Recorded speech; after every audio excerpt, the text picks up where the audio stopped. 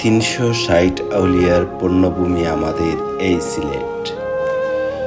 ইতিহাসের বিজয়গাথা, অনেক ইতিহাসের সাক্ষী এই সিলেটে ১৩০৩ খ্রিস্টাব্দে মাত্র ৩২ বছর বয়সে আগমন করেছিলেন ৩৬০ আউলিয়ার মধ্যমণি হযরত শাহজালাল রহমতুল্লাহি আলাইহি।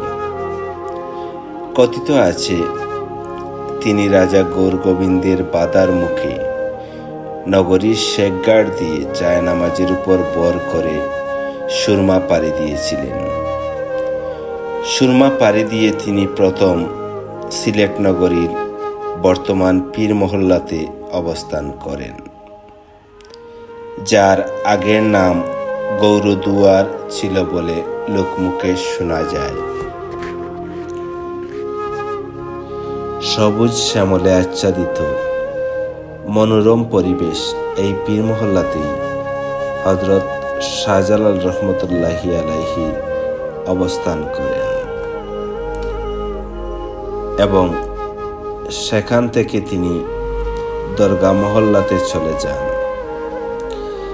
এই পীর মহল্লাতেই সিলেট বিজয়ের সিপাহী সালার সৈয়দ নাসির উদ্দিন রহমতুল্লাহি আলাইহির বংশধর সৈয়দ শাহ আহমদ রহমতুল্লাহি আলাইহি এবং সৈয়দ শাহ আলী রহমতুল্লাহি আলাইহির মাজার রয়েছে।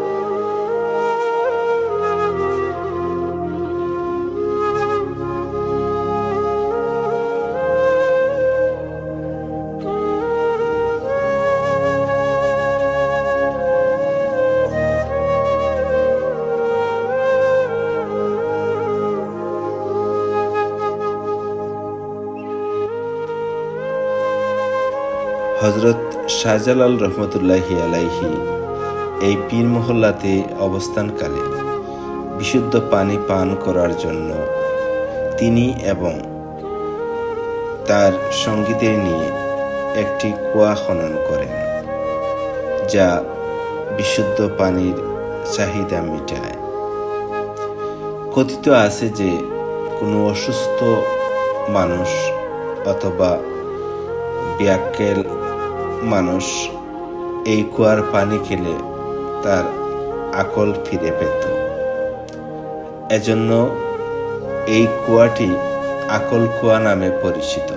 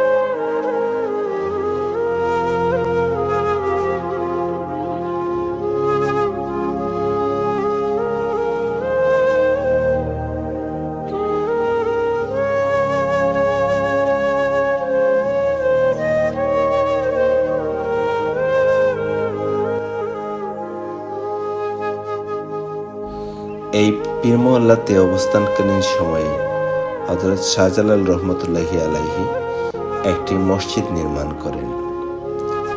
এটাকে সিলেটের প্রথম মসজিদ হিসেবে অনেকেই মনে করেন। এর সামনের ঈদগাহটি দৃষ্টিনন্দন রূপ লাভ করেছে স্থানীয় কাউন্সিলর জনাব ফয়সলুদ্দির তত্ত্বাবধানে। অনেক দৃষ্টিনন্দন একটি ঈদগাহ।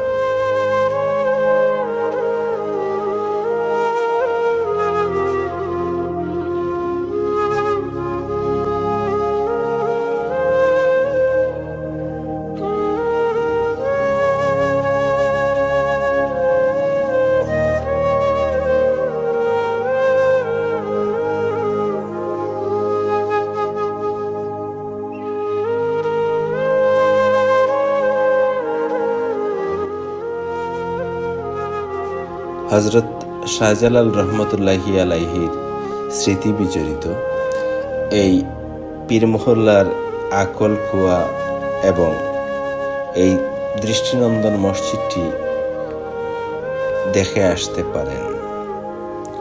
হযরত শাহজালাল রহমতুল্লাহি আলাইহির মাজার থেকে প্রায় 1 কিলোমিটার দূরে পূর্ব পীর মহল্লাতে অবস্থিত এই আকল কুয়াটি সময় সুযোগ করে দেখে আসতে পারেন। ভিডিওটিতে সঙ্গে থাকার জন্য আপনাদের সবাইকে ধন্যবাদ।